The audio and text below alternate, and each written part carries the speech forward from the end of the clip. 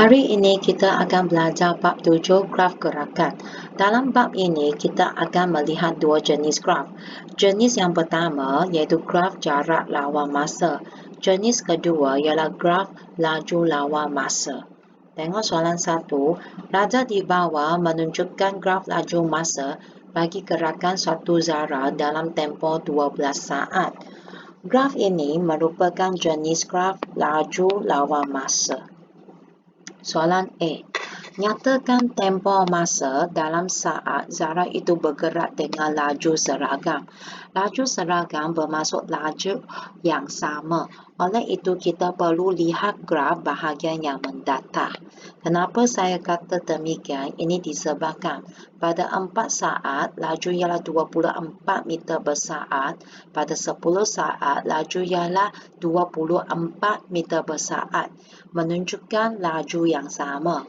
Soalan tanya tempoh masa, kita perlu guna masa akhir 10 tolak masa awal iaitu 4.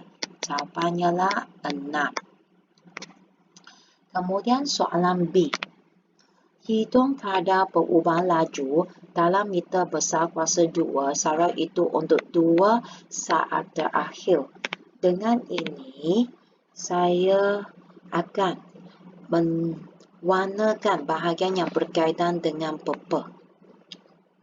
Sebelum menjawab kadar perubahan laju, kita perlu tahu formulanya.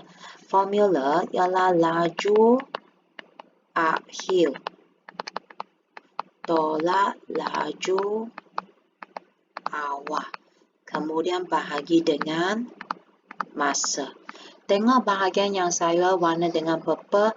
Laju akhir ialah 0. Tolak laju awal ialah 24.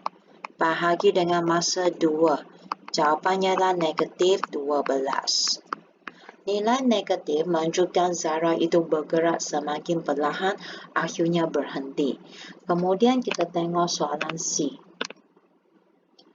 Diberi jarak yang dilalui oleh zarah itu dalam 10 saat pertama ialah 212 meter. Hitung nilai U.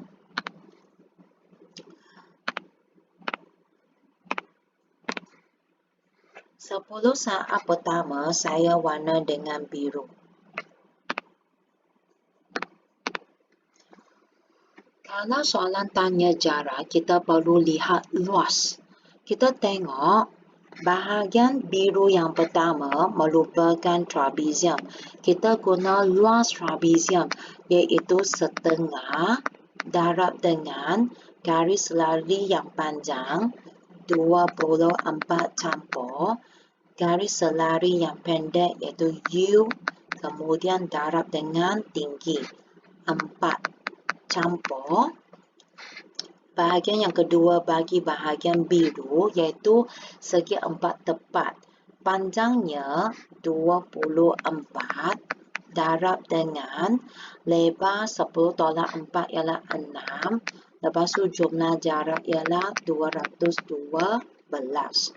1/2 darab dengan 4 ialah 2. Kemudian braket 24 campur U saya salin campur 24 darab 6 ialah 144 sama dengan 212. Kemudian 2 darab 24 campur U saya salin campur pindahkan jadi tolak 212 tolak 144 saya dapat 68.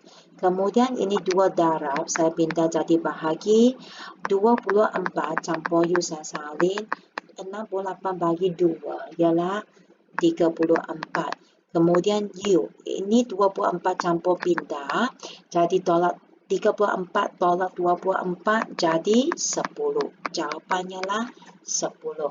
Itulah soalan 1.